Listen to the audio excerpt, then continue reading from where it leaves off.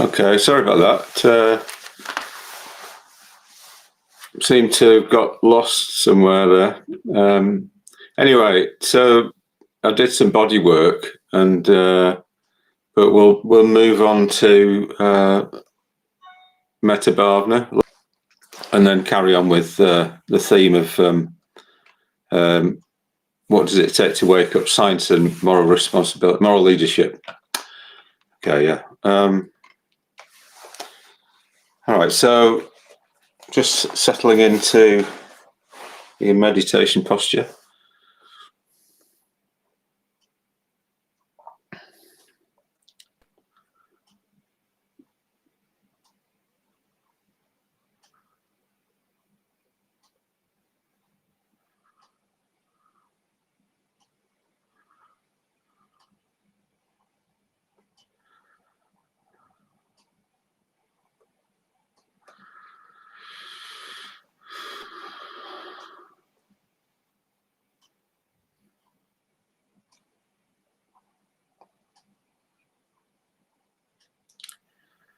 So we're going to do the Metta Bhavana, loving kindness meditation. So I'll just remind us actually what this is about. So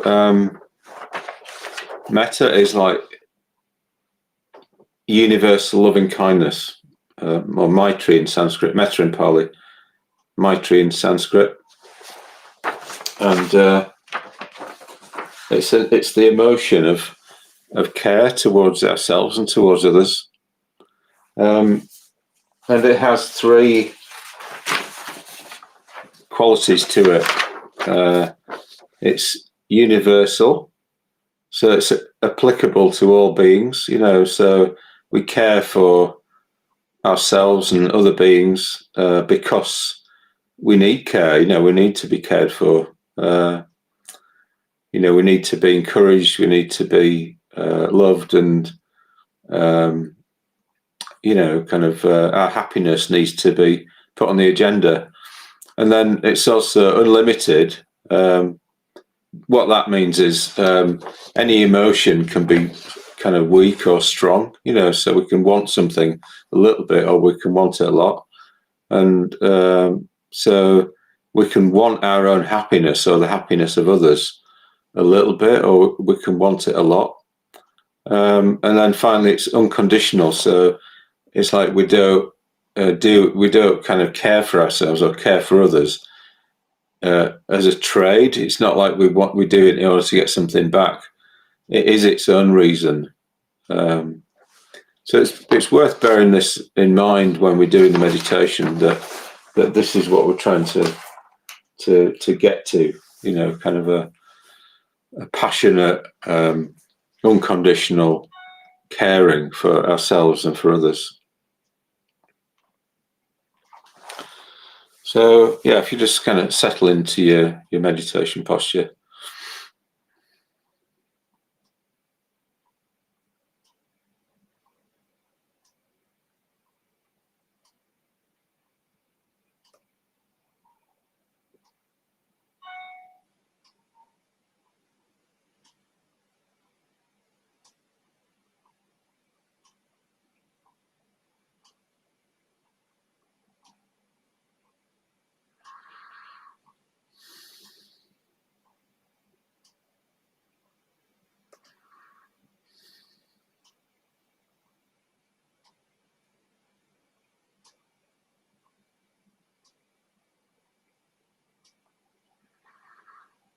So just allowing your body to just sit there. It's like think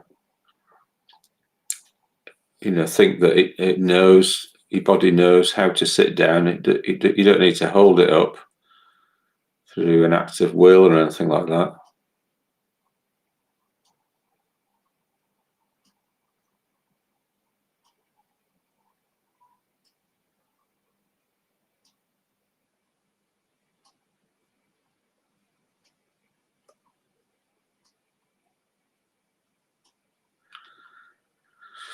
And allowing the ground to support your weight.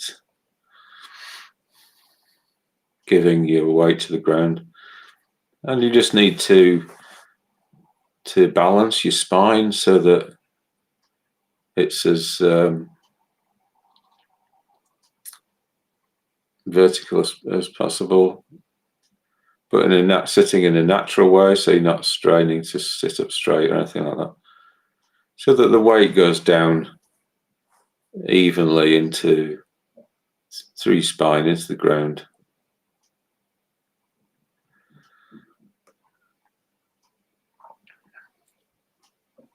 And if your skeleton is balanced like that, then the muscles of your body can feel confident that they can let go.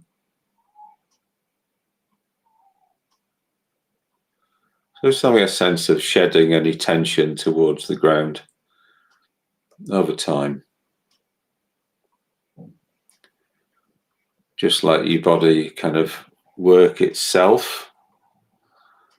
It's nothing to do with your mind. It's just the conditions of you sitting in this position. If you kind of leave your body alone, it will naturally just start to relax.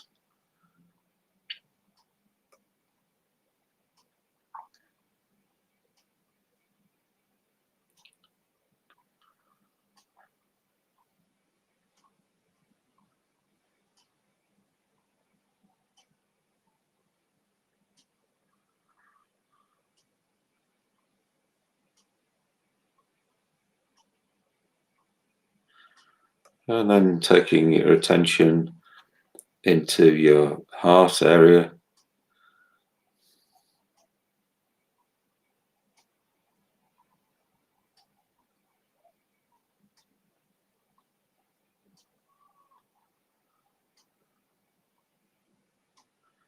And just checking out what your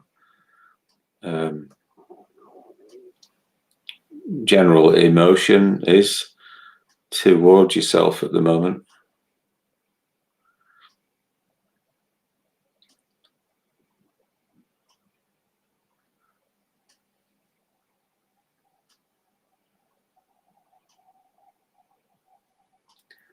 Do you feel indifferent a bit towards yourself, or do you feel a bit critical, or do you feel warm and supportive towards yourself?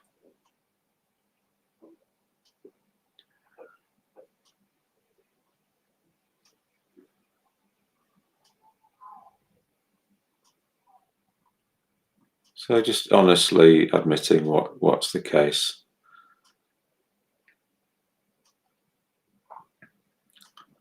Without judging yourself.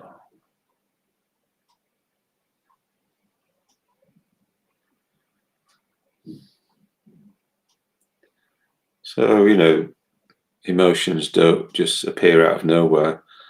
They come from somewhere. They're conditioned by the thing. So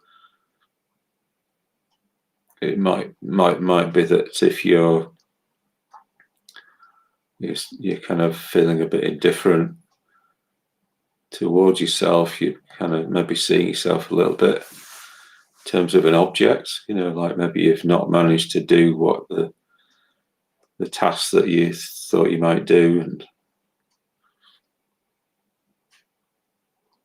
and defining yourself in terms of your job or your tasks and stuff. But so if you're seeing yourself as an object, it's quite likely you'll feel some sort of indifference or even criticism of yourself. But you're not an object, so can you move your view of yourself to be more along the lines of what you actually are? So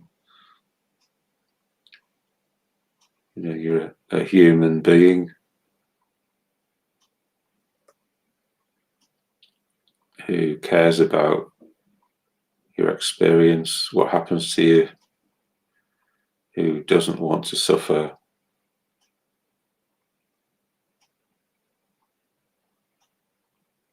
who has dreams and ambitions beyond just what you ordinary role is in life, your tasks, the day-to-day stuff. So just allowing yourself to connect with that bigger vision for yourself, that bigger truth about yourself, really.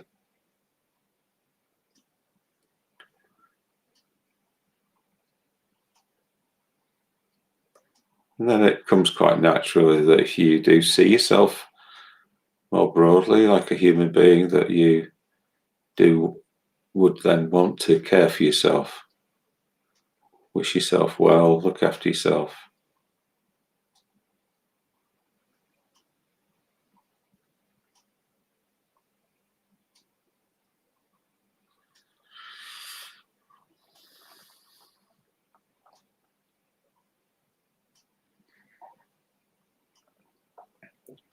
It might be that your mind drifts back to thinking of yourself as an object again. If that happens, don't worry about it. Just keep moving your view back to what's the truth, and wishing yourself well as a consequence of that.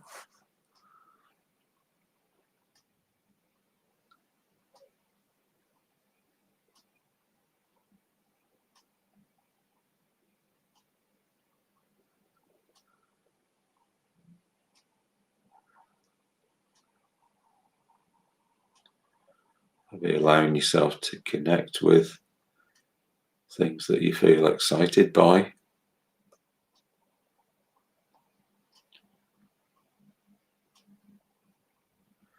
And whether or not those things are realizable in the near future, just allow yourself to dream.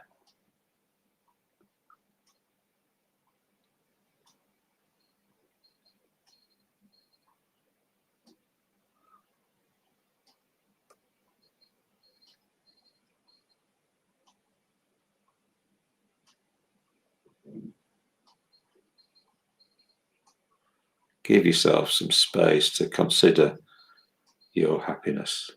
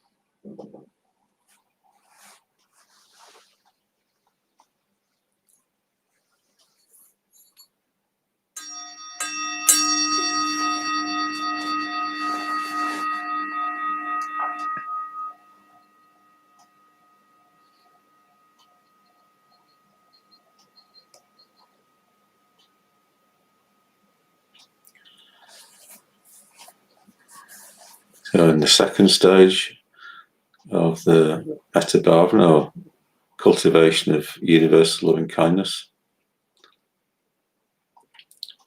what we do is we bring to mind a friend.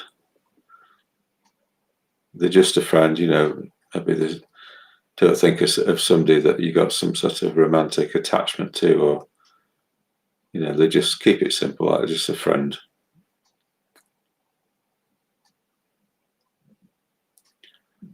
And just looking into your heart area to see what your response is towards your friend at the moment.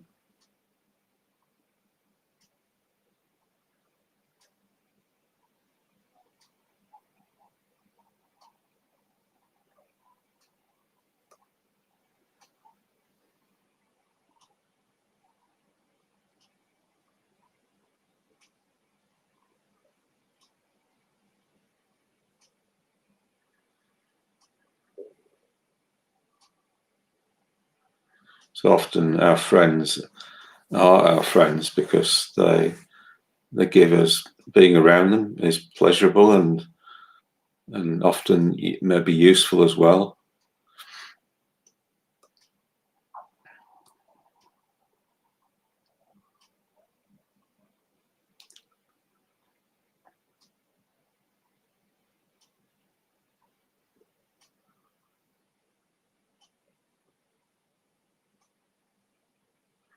And it might be that this is how we see them. Maybe we do see them a little bit like an object of pleasure and an object of usefulness. But is this what they really are, you know?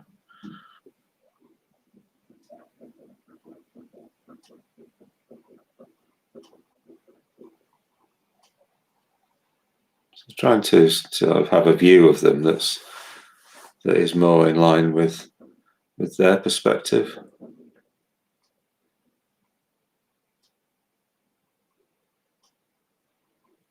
You know, they suffer, they have times of joy and inspiration.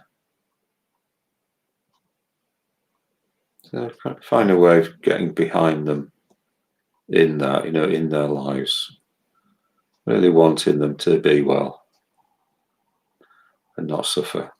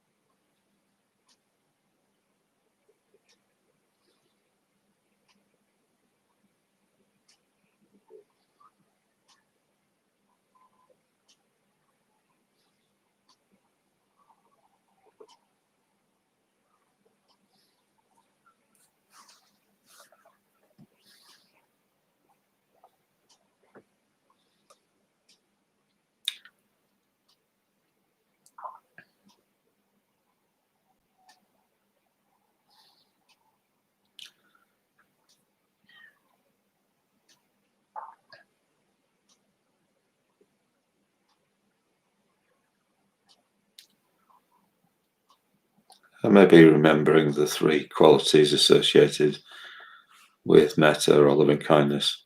It's universality, you know, it's applicability to all beings everywhere. It's unconditionality. It's not something that we do as a trade to get something back. It is its own reason.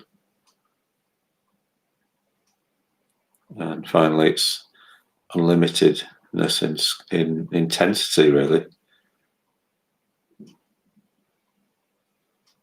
So it's having a sense that trying to kind of fan a flame or get something growing, sense of warmth towards your friend.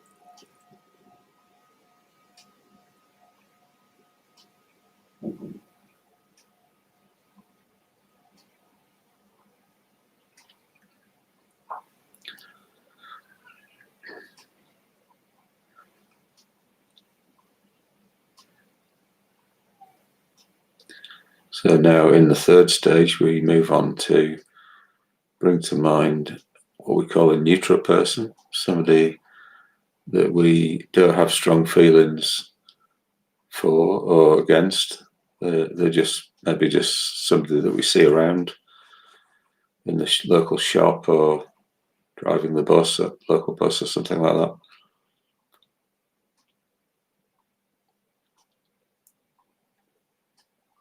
And because our emotion towards this person is kind of neutral, it probably means that we're seeing them a little bit like an object.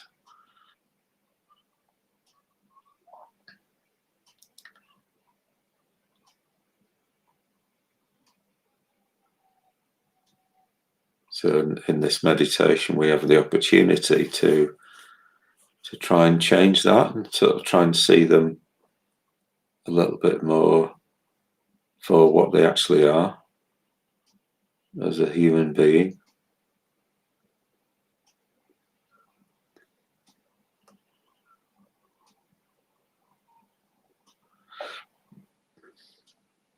Trying to see how they are just like us and that they enjoy contact with other people and warmth and being cared for.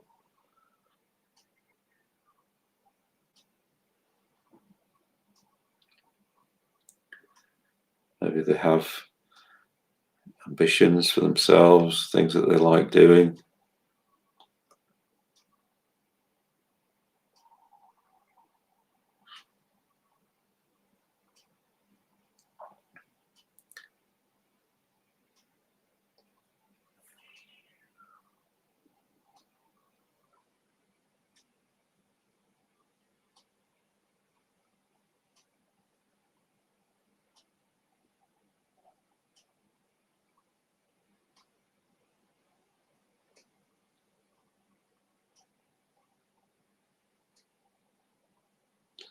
So using this time to reflect on the neutral person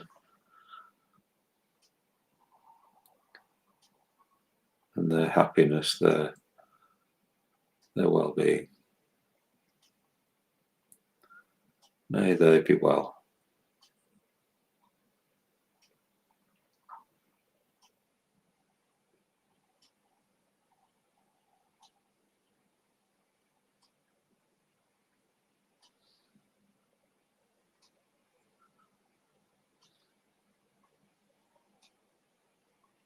So we're looking for the actual emotion that's in line with that sentiment.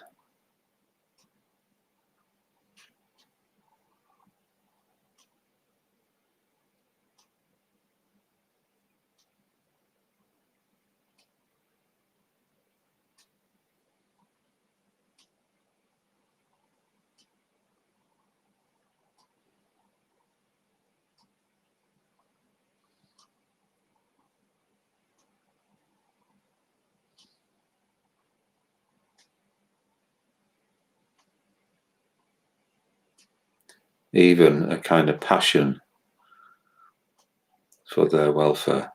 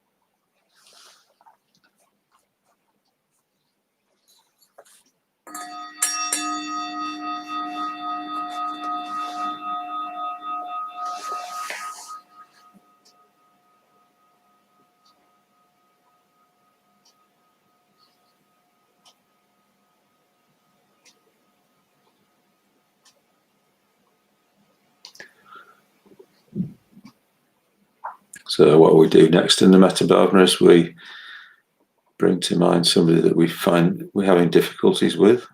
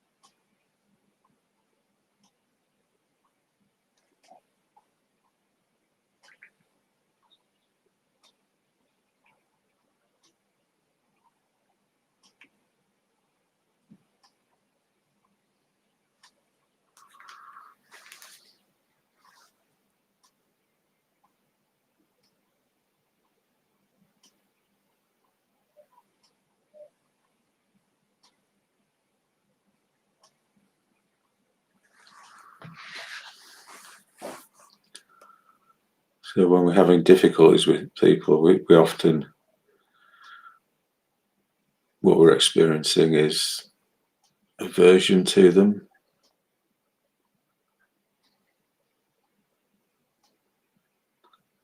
But it might be that the reason we're feeling that is that they're somehow getting in our way, in the way of what we want, so maybe what's really happening is that we're seeing them as an object in our way.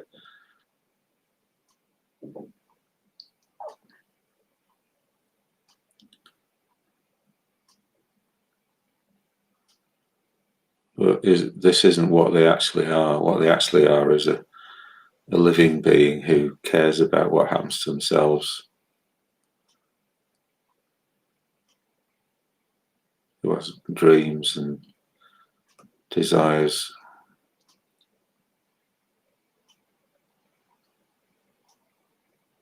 So can you just let your view about them shift a little bit away from them being a kind of object in your way?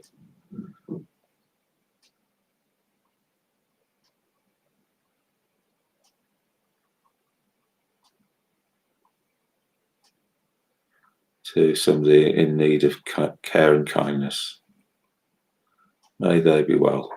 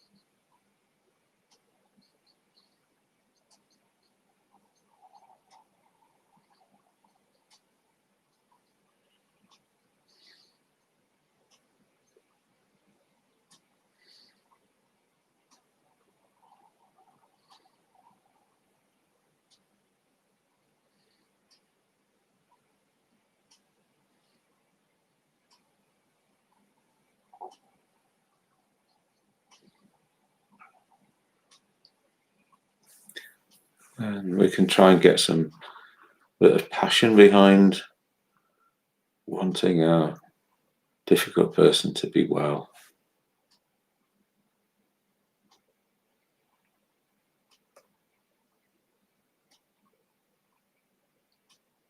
So it's not a contradiction that we could do that, as well as sort of feel frustrated that they do things that kind of get in our way as well.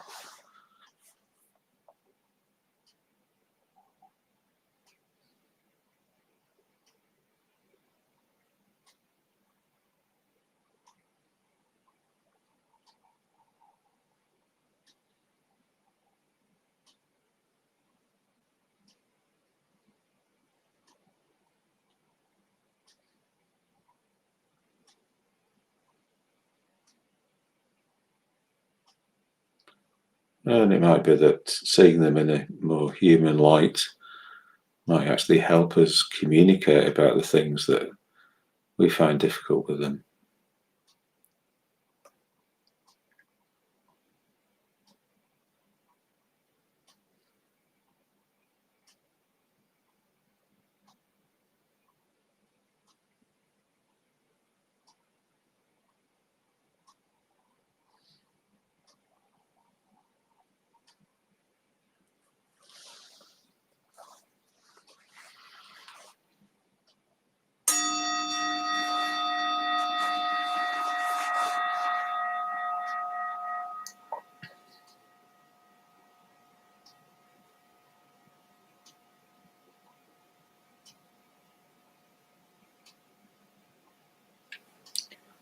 So in the last stage,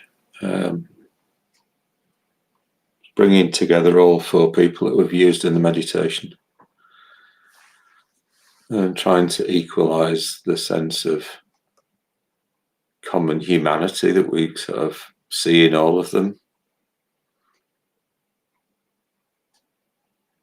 And therefore we would want to care for each of them equally, not preferring any one to any other. May they all be well, ourselves, our friend, our neutral person, and our difficult person.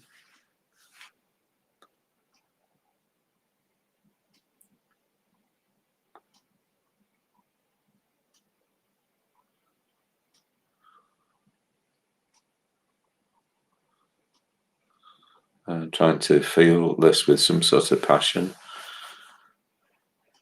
And then including other people, so people that live near us,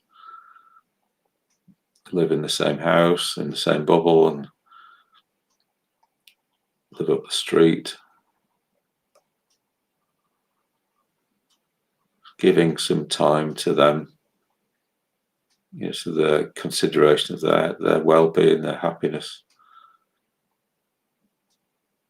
wanting them to do well. And just keep expanding.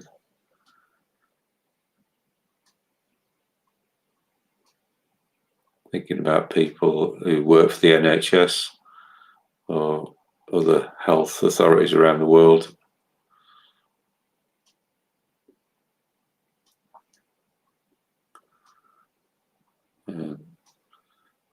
People that are suffering with COVID, either directly or because their family and friends have it.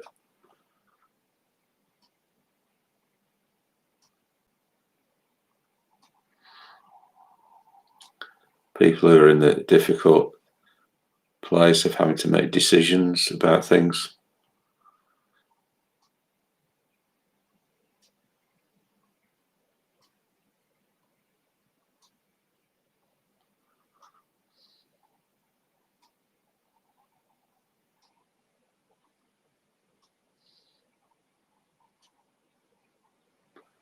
People that are worried about the future. They might not, nothing's happening to them now, but they're worried it might.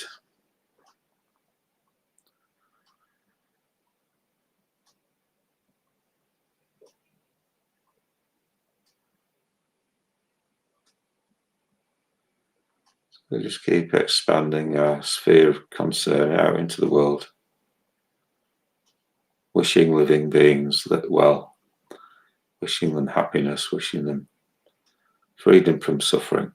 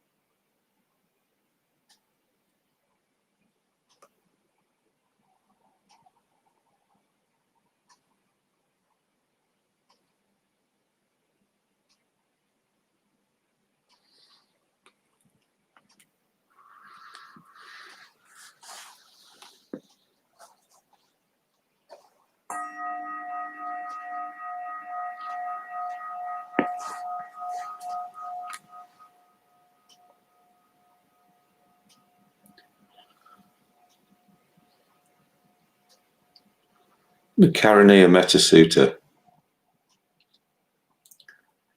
Sutta on loving kindness. This must be done by one who is skilled in the good, who understands the way to attain the deepest peace. They should be capable, straightforward, perfectly straightforward, beautifully spoken, responsive, and free of all conceit, contented, easily satisfied, with few wants, and not over busy, with peaceful senses, intelligent, modest, not greedy after gifts and status, nor should they do the slightest thing which the wise might criticize them for.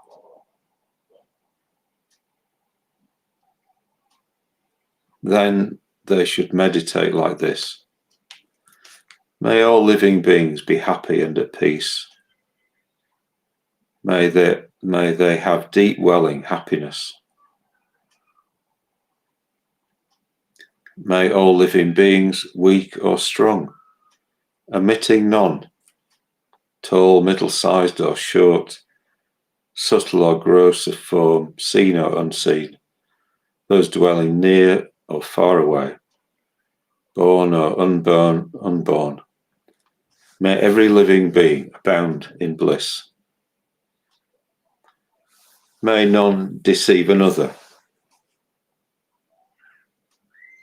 nor despise any person whatsoever in any place.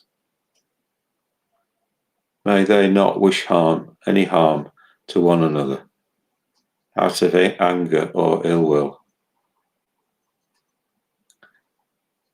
Just as a mother protects with her life her child, her only child, bring forth an all-embracing, loving mind. Bring forth unbounded love for all the world, below, above, across, in every way. Love unobstructed, without any enmity.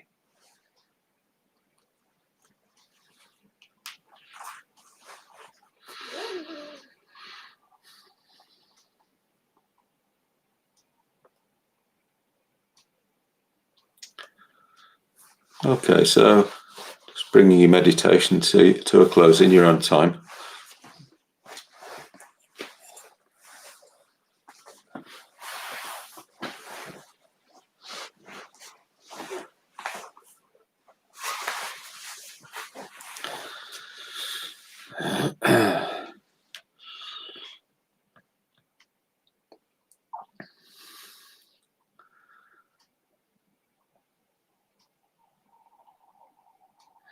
Just going to just pause a minute.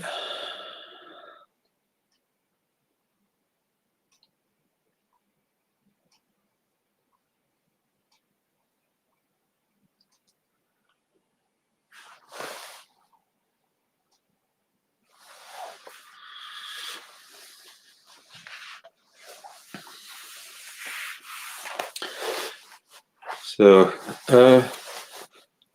yeah, I sort of feel a bit jangled because I had technical difficulties at the beginning, and I think the the body work I didn't get recorded, and then I thought, oh, it's like this is quite a complicated topic today. And I got a bit thrown by that technical. It's going to be hard enough as it is doing this subject, but anyway, it's good to admit that. And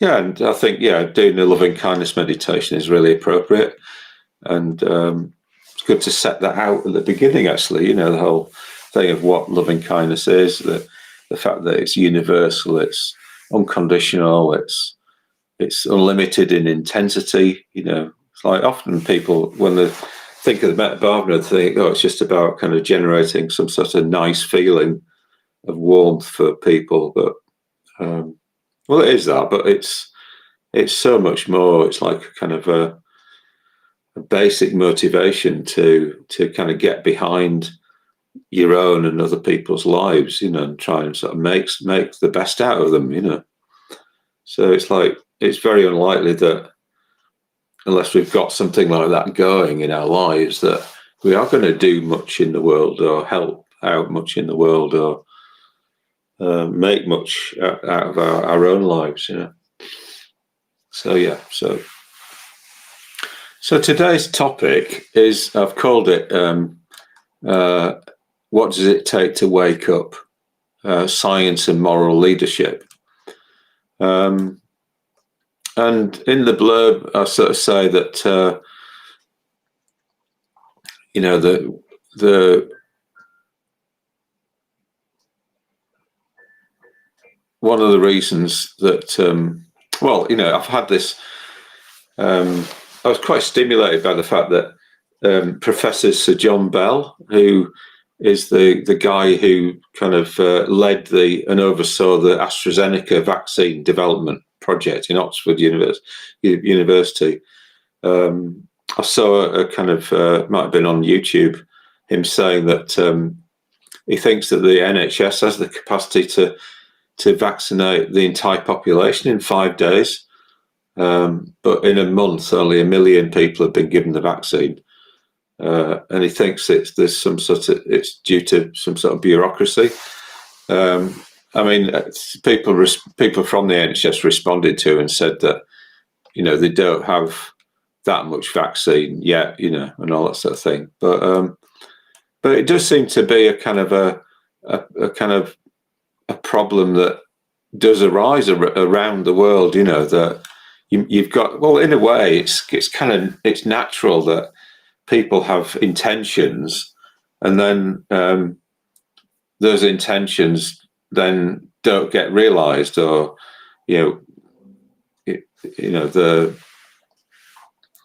for one reason or another. I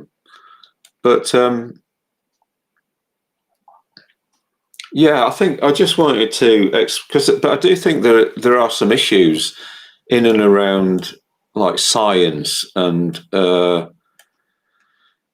moral leadership that are kind of impacting on things like this,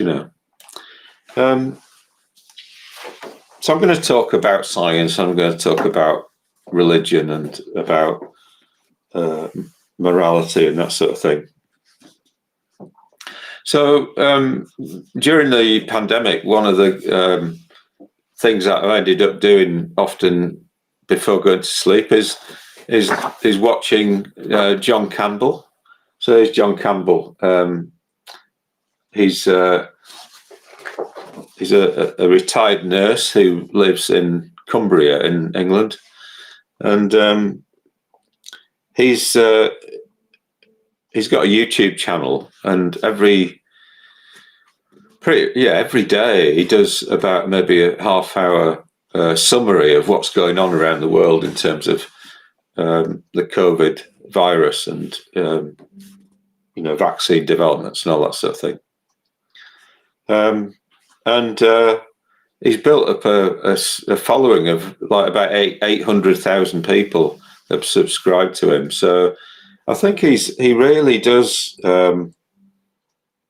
He looks at all the evidence coming in from around the world, like scientific papers and reports and this, that, and the other from the World Health Organization, all that sort of thing. And I think what many people appreciate about him is that they feel that they can trust him because he really presents the facts, and he doesn't mind admitting when he's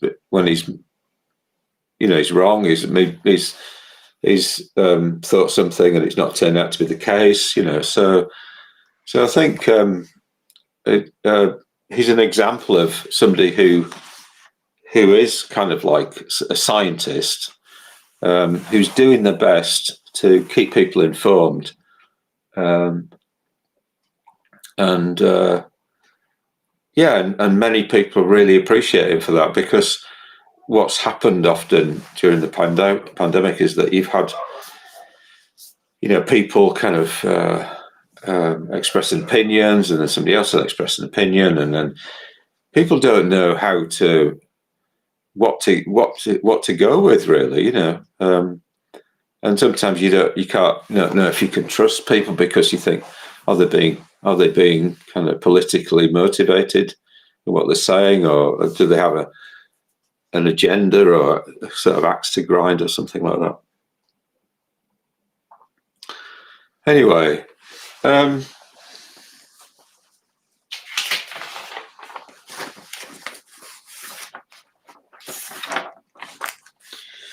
so I'm going to start off by talking about science a bit. So I never did anything with it, but I do have a physics degree from Manchester University from 1977. So I can say that I do know something about scientific method. And so what happens with science is that you do experiments, and you try and kind of you plot your results on a graph, so the blue dots are sort of experimental results, I don't know, you might be measuring, something like, height of the population against the age of the population or something like that. I don't know. So you come up with a kind of graph. But every time you make a measurement, so the blue dot is a measurement, there's, I don't know if you can see it, but there's like a little bar there. There's like an error bar to it. So it's like you try and measure something, like say you have a ruler and you start trying to measure the length of something, then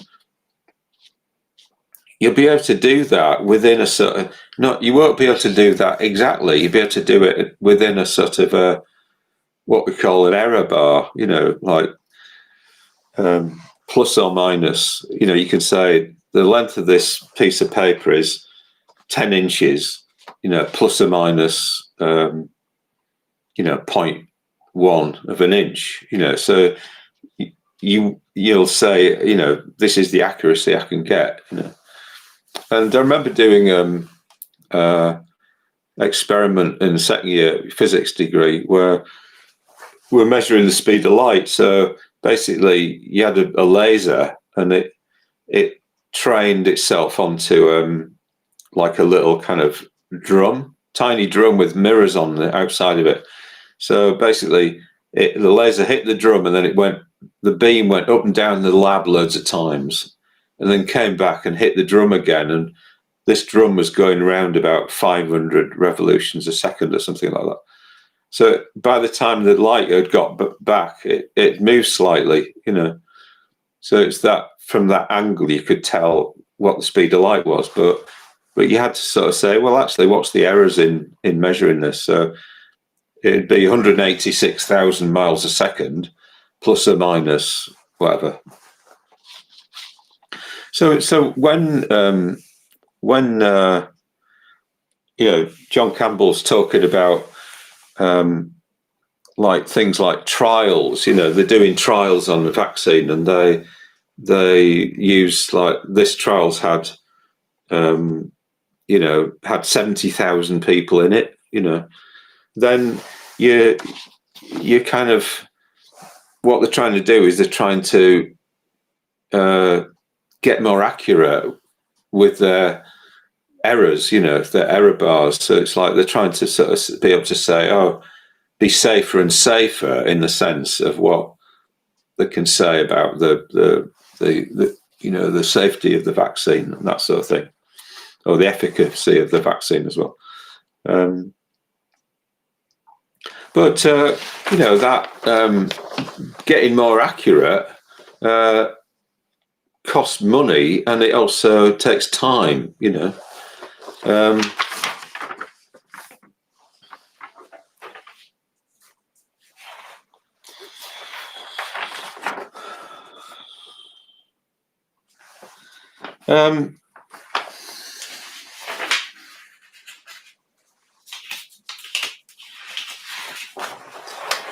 Now, one of the things that's kind of happened a bit, I've noticed, is that you have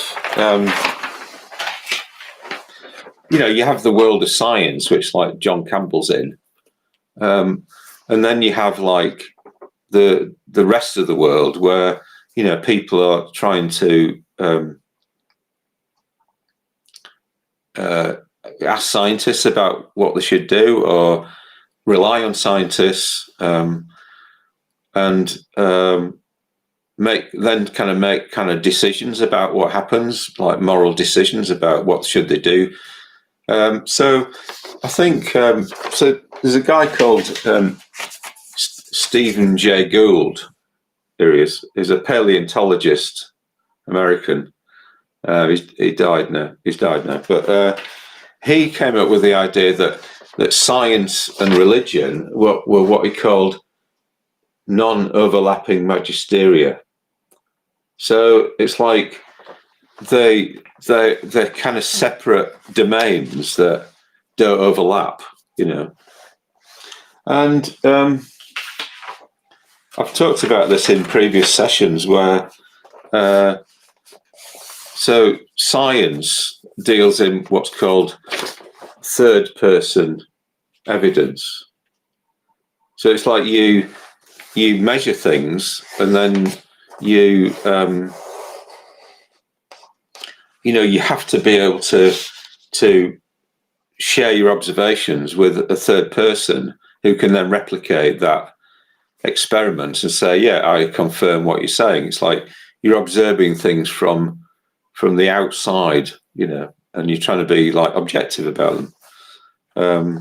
So science progresses through this sort of collective effort to be more objective and to share what's called third-person evidence, But spirituality and religion deals in something called first-person evidence. So it's like this is just what you can only know within yourself, what you think, what you feel, what you have faith in or don't have faith in.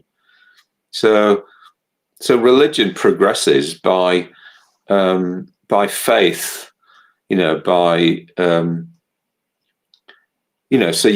so a group of people will have faith in a particular thing, say Buddhism, for instance, and it'll be based on their experience. It'll have worked for them, but they can't prove it. They can't prove it scientifically. It is a matter of faith. It's like a matter of personal experience. So you could say that religions progress through a collective amassing of personal experience and people sort of believing in a particular thing because it works. Now,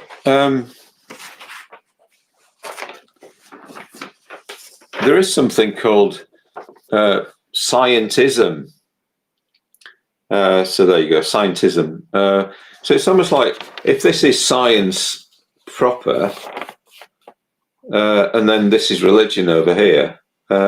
Scientism is like, it's almost like a scientific form of religion. So scientism is something like where, for instance, you might unconsciously think that the world, the problems of life are going to be solved by technology, So, technology is so everywhere and so successful, and, that it's easy to believe that. It's easy to start to maybe think that life's problems will be solved by technology, but, man just has to get better at, and women have to get better at technology, and then we'll get there. So this is what happens when you've got people in medicine, who is an operator, and that Monty Python thing where we have the machine that goes bing.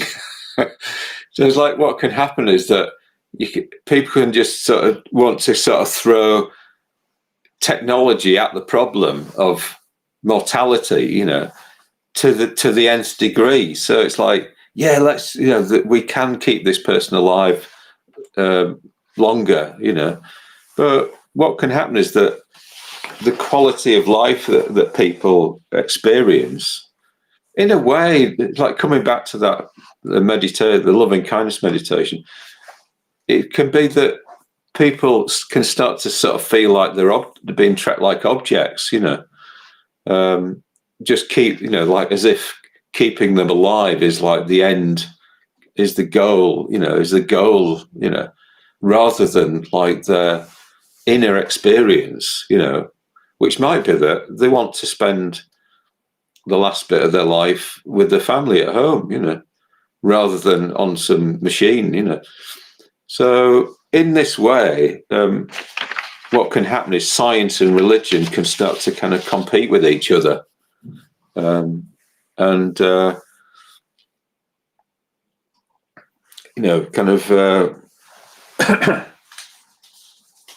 become like, so the quality of life can sort of become, sort of secondary to science or something like that. So one of the things that I've thought a little bit about is happening, is that you get, I hope this is the right way around when it goes out anyway. So you get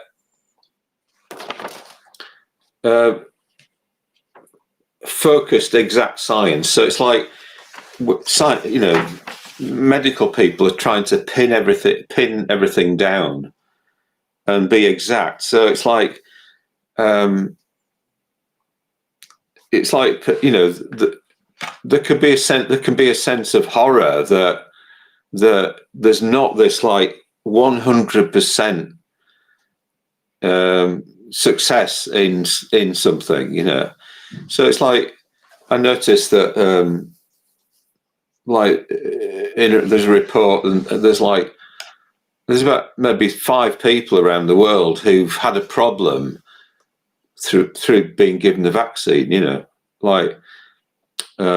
they've died, a few days later or something like that. So it's like 5 people maybe, Now it's a bit like you know, it, we kind of, I feel like we need a sense of proportion, you know. So it's like the fact that we're trying to make sure that everybody's absolutely completely safe, you know, before something a vaccine is released, you know. What can happen is that it's like this is a scales, you know. So it's like it pushes this scales down, and what happens is there's a human cost to that, you know.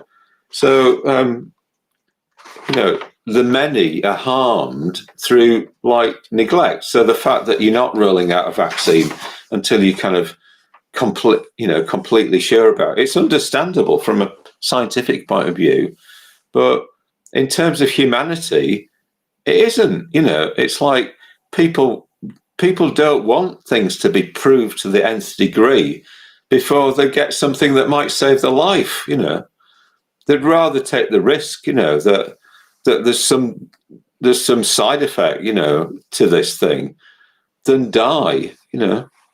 So I think there's a lot of frustration going on around the world with this sort of thing, you know, that, you know, this it's almost like a fetishism of scientists. So we've got to sort of do it exactly as it, you know, you know, so this thing that Sir John Bell's talking about bureaucracy and in the NHS, you know, whether he's accurate or not, I don't know. But, you know, I heard last night that a couple of fellow order members who are, one's a doctor and one's a former kind of intensive care nurse, you know, have been trying to get back into the NHS to help out, and they've been meeting bureaucracy, and they're not getting anywhere with it, you know. So anyway, it seems like there is something like that going on.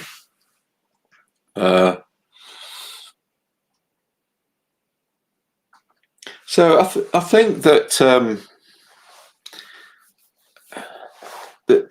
you know, there's something about this kind of split between the fact that science and religion, or the moral domain, you know, are kind of non-overlapping, means that I think something happens whereby people fall down the crack in the middle, you know, and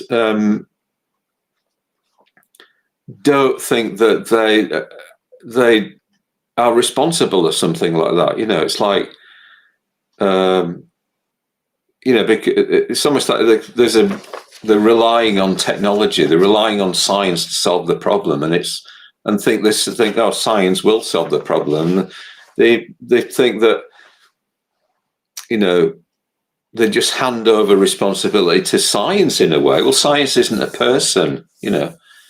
Science is just a method, and you know, various scientists have stepped forward and tried to sort of say things like, you know, there's that group of scientists in America, very, very highly respected scientists in America, saying ivermectin, which is like used to treat parasite infections around the world, has this massive effect on COVID, you know, like on COVID-19, you know, and they've tried to push this and get the evidence looked at and all that sort of thing, and it doesn't seem like they've got anywhere really, you know.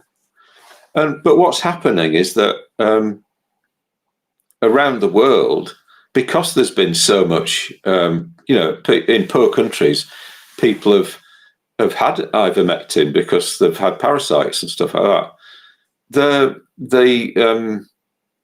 The death rate in poor countries is about 10% of what it is in rich countries in the West. You know, this is due to partly due to the ivermectin, and you know, but partly to do with something called natural immunity that people have because they're constantly dealing with like disease. You know, their immune systems are quite robust, you know, because they're always having, you know, some cholera or, you know, some bacterial infection or something like that coming along, you know. So the fact that the West has over time hasn't developed that because it's been so careful to not have germs anywhere, you know. Is another reason why, you know, why we're suffering more, sort of thing. So it's like you got a, you know, kind of slightly perfect storm going on here, where, you know, people don't take responsibility because they think that it's science's job to look after everything, and so they just hand over responsibility to science. You know, they have this perfectionist thing of like, oh, it's got to be the exact, everything's got to be down, you know, there's got to be no collateral damage at all in anything. But through that, what happens is collateral damage. I mean, look at the death rate in America. Yeah, because people are not using, you know, partly maybe not using ivermectin, you know, which is readily available. And I watched a video last night of a guy. So ivermectin is like it's a horse dewormer, you know. And this guy had got some horse dewormer, and he kind of gave it to himself, you know, the right amount, you know. And he said, "Oh, I'm all right now," you know. But in the comments below, somebody said, "Oh, well, you bet, you know, this video will get taken down, you know, because, you know, like whatever, YouTube will take it down, you know, because it's not official. It's not official, you know." So it's almost like we're being forced to. I mean, I feel like guilty about about saying anything like this, even, you know, the kind of the strength of that kind of belief in science is so strong, you know, that it's almost like we're all just like primitives, you know. We see, you know, ordinary people are just seen as like not knowing anything, and they should leave it up to science, leave it up to the people who know, you know. Well, it doesn't seem like it's working that in some way or other, you know, because yeah, you just end it. So I think my message for today is like something about taking responsibility, you know, that, you know, we need to kind of be taking responsibility more.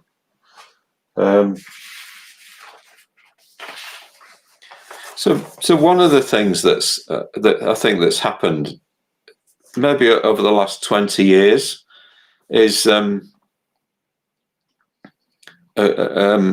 particularly coming out of America, you know, is like sort of what's called a litigation culture, you know.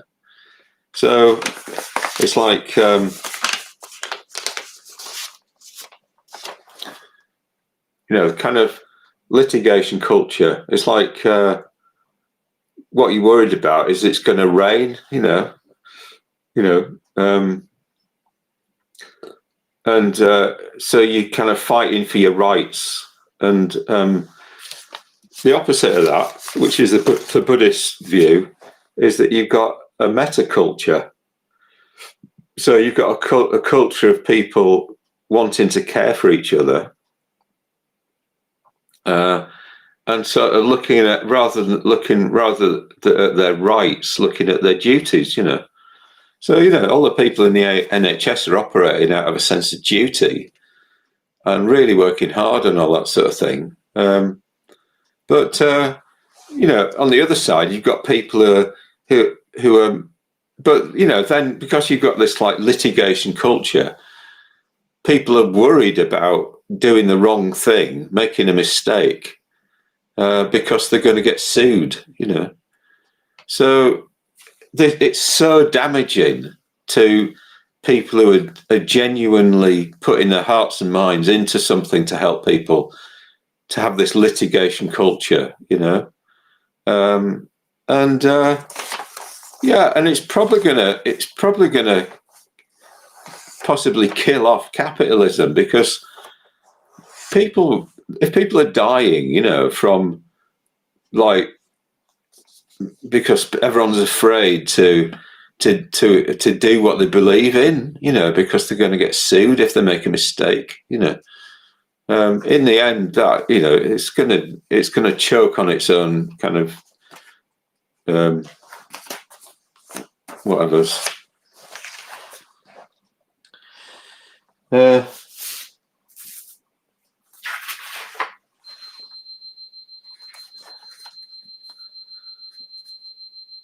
Sorry, that's me electric. I'll just switch it off. I'll be back in a minute.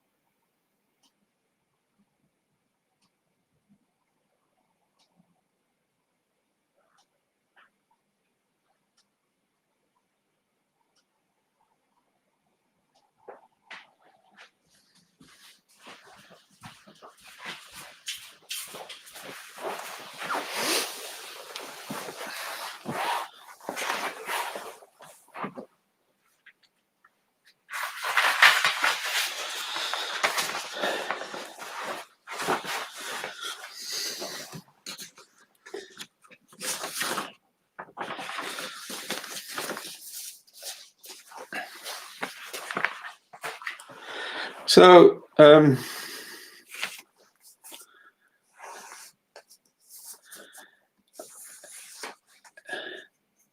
think that the only kind of hope we have, really, because you can't, it doesn't really work to for one person to be sort of saying, oh yeah, those other people, they should be doing this, they should be, it's kind of, what works is like when we actually take moral responsibility for ourselves, and sort of see the reason why we should do something. So if we can get a kind of a culture going whereby,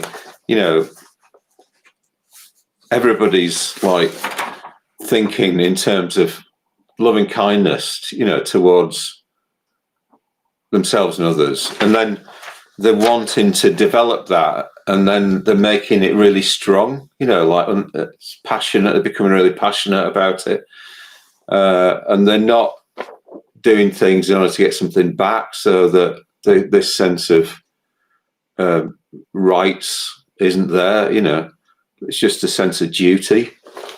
And then people are going to start standing up and being moral individuals. They're going to start taking risks. They're going to start saying what they actually think. And in a way, I suppose, like standing up, it is a risk to stand up against a kind of a litigation kind of culture, but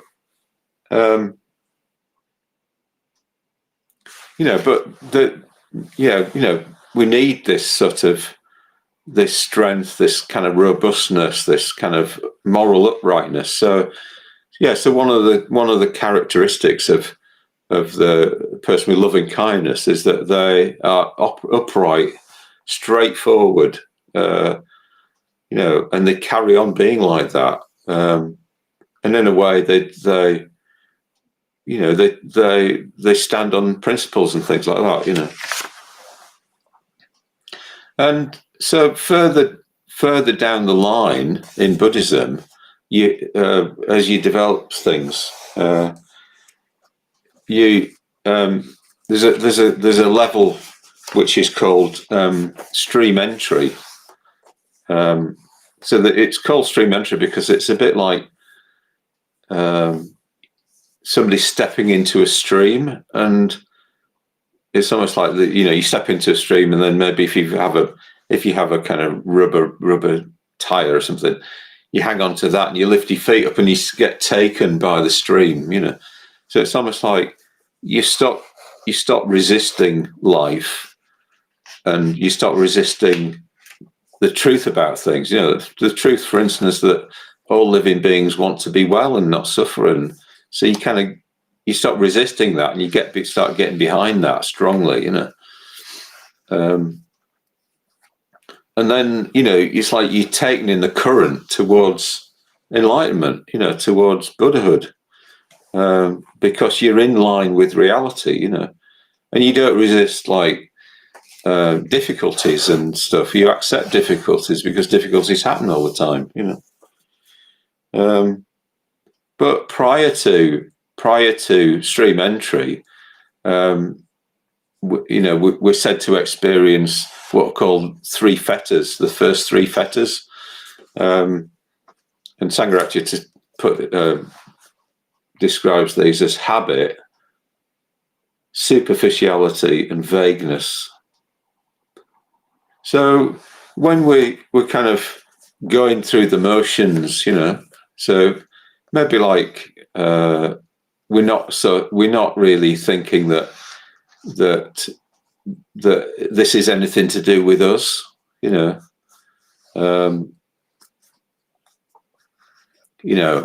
leave it up to the scientists or the politicians or whatever it is, then that is a form of kind of like going through the motions. It's like we're not sort of taking responsibility for ourselves and for our effect on the world.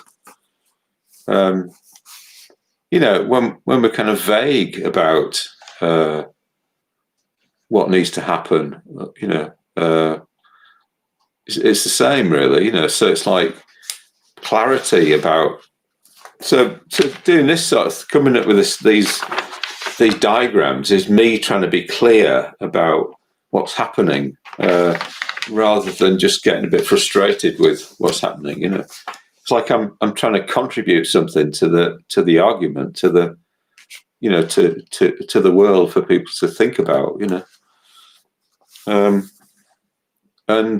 habit, it's like habit. We we just do tend to go along the same old line, the same sort of train tracks, and even when things have changed, like substantially, like they have in the world now, then there's a way in which we still doing the things in the same old sort of way, and well, it's obviously very hard for lots of people, but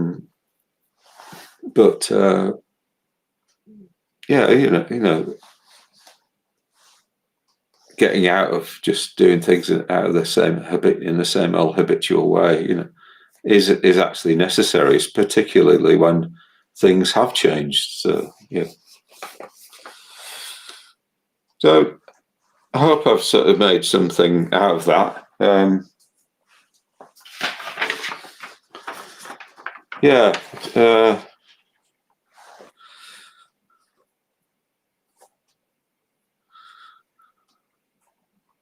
I mean, I think there's a thing. It seems like what's happened is that the poorer countries are doing better than the richer countries with the pandemic, because in a way, maybe it's all a bit simpler there. Things are a bit simpler in those, those places, and they're not so like highly kind of like technical and stuff, and people are used to difficulties, and natural disasters, and they're used to bouncing back from things and stuff, but so